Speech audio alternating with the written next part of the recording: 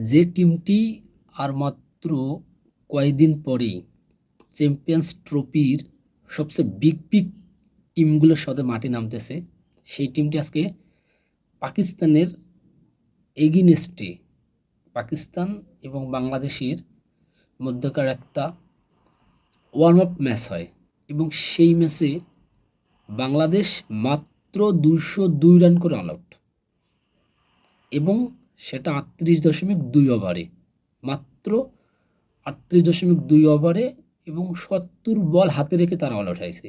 অর্থাৎ তারা 50 over cover করতে পারেনি এই ওডিআই ফরম্যাটে। অথচ আর কিছুদিনের মধ্যেই চ্যাম্পিয়ন্স ট্রফি ম্যাচে তারা মাঠে নামবে, যেখানে বিগ বিগ টিম পাকিস্তান সহ ভারত, নিউজিল্যান্ডের মতো দলদের সামনে তাদেরকে পরীক্ষা দিতে হবে। ঠিক এই অবস্থায় এসে তারা আজকে ওয়ার্ম আপ ম্যাচে নাস্তানাবুদ, মাত্র 3 জন ব্যাটিং ছাড়া 30 রান কেউ ক্রস করতে পারেনি। মেহেদী হাসান মিরাজ যে 44 রান করে, সৌম্য সরকার 35 রান এবং তানজিদ হাসান সাকিব করে 30 রান। বাদবাকি যে প্লেয়ারগুলো আছে সবাই 30 নিচে রান করে।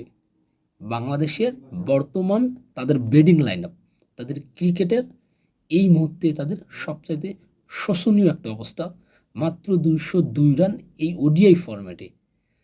এই মুহূর্তে বিশ্বের কিছুদিন আগেই আমরা দেখলাম একটা ম্যাচে পাকিস্তান এবং দক্ষিণ আফ্রিকার যে একটা ত্রিদেশীয় সিরিজ ম্যাচ, সেখানে কিন্তু পাকিস্তান 340 কি 44 রান শেষ করে ম্যাচটা জিতছে তাদের ঘরের মাটিতে, দক্ষিণ আফ্রিকাকে পরাজয় বরণ করে এই করাচিতে।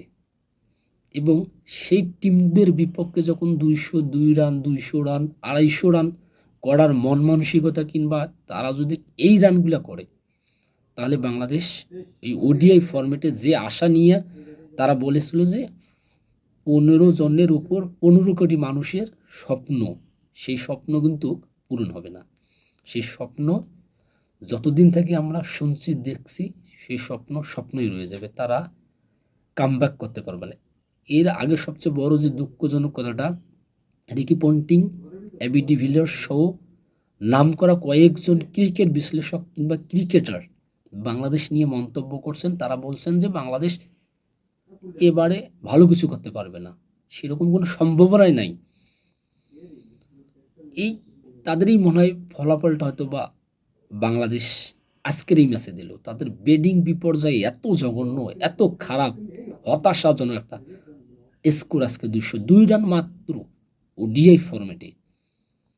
অথচ আজকের ম্যাচটা তারা রিল্যাক্সে খেলতো, তারা বল দেখে শুনে খেলার কথা ছিল, পুরো 50টা ওভার খেলবে, রান 250 প্লাস কিংবা 300 করার মতো একটা মন মানসিকতা তৈরি করবে। এরকম একটা তারা যাতে এই ম্যাচ থেকে তারা একটা ইন্সপিরেশন পায়, কনফিডেন্স পায় এবং পরবর্তীতে যে ম্যাচটা আছে বিগ ম্যাচ, সেই ম্যাচের জন্য তারা তাদের সেটা দিতে পারে এবং একটা জয় আনতে পারে, একটা কনফিডেন্স হতে পারে। এটা হচ্ছে একটা ক্রিকেট এবং এই ছন্দপতন ক্রিকেটের প্রথম অধ্যায় কিন্তু শুরু। এই ছন্দপতন ক্রিকেটের প্রথম ম্যাচে কিন্তু ম্যাচে আমরা পাকিস্তানের কাছে 202 রান এবং 70 বল হাতে রেখে আমরা কিন্তু অল আউট হয়ে যাই। আমাদের তানজিদ হাসান তামিম, সৌম্য সরকার, আমাদের লর্ড ক্যাপ্টেন নাজমুল হাসান শান্ত, জাকের আলী, রিশাদ হোসেন, মাহমুদুল্লাহ রিয়াদ, আমাদের এরা যদি একটা কম্বিনেশন করে একটা যদি ম্যাচ খেলতে পারে, এরা যদি দেখে শুনে খেলতে পারে, ভালো স্কোর আনতে পারে বাংলাদেশ। তারপরও বাংলাদেশ ক্রিকেটের সবসময় খোঁজখবর রাখি,